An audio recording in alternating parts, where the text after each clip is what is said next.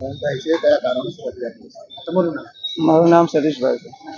શું હતી ઘટના?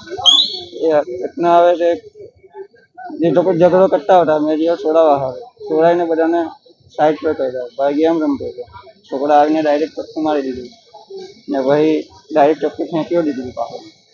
એટલે પછી એમ તેમમાં પછી બધું થઈ ગયું. શું સંબંધ છે મારનાર અને મરનાર વચ્ચે?